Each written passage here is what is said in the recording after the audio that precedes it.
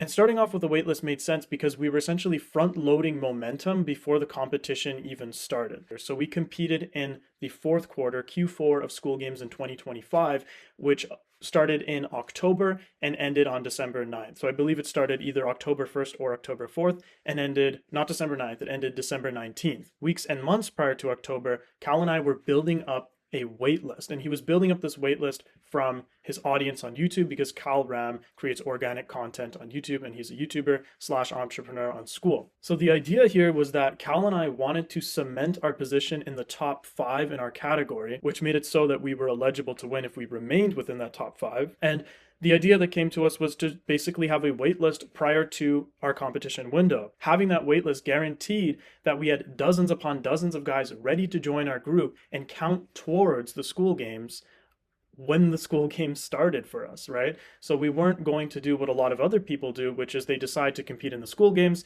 and then over those 3 months, they sort of let business trickle in day by day and week by week. We wanted to start off strong. We wanted to secure our position and essentially show that we were kind of the apex competitors from the very jump. And that's exactly what we did. So to put things into context, converting those waitlist leads into paid members made us actually hit rank number 1 in the Skool Games on day 1 of us competing. One very important detail that I want to clarify here is that while we did have a waitlist, we did not have a free waitlist. We had a paid waitlist. And a paid waitlist isn't necessarily about making money. That wasn't the goal of it. The goal was about having a reliable signal prior to us competing in the Skool Games.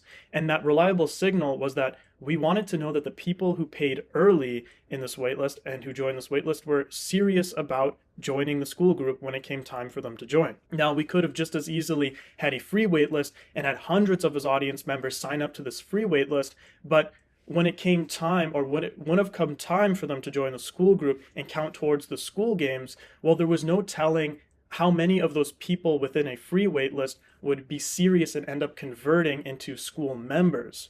And so we wanted to have a reliable signal from the start, and that reliable signal came in the form of a paid waitlist. So in other words, if people were paying $100 each to secure a spot in this waitlist in advance, then we knew for certain that these people were serious about converting to the Skool group when it eventually became time for them to join it. So that was the idea in theory, and as it turns out, in practice, that is actually what happened. Having a waitlist guaranteed that we had people lined up and ready to join as soon as the Skool Games started, and this allowed us to convert approximately 60 leads from that list on day 1 of the games. And as you could see here, that allowed us to cement our first ranking position here. So number 1 rank, Cal Ram, and our group is Crusade Games. And you could see that on our first day here, we secured first spot. And this allowed us to maintain top 5 position for that first month, just with that work that we had done up front, which, let's be real, having a waitlist isn't a whole lot of work to set up. There's nothing to deliver on a waitlist. They just pay and wait until it's time for them to join the group. Again, if you're starting a Skool, I put my affiliate link in the pinned comment as well as the description of this video. If you use it,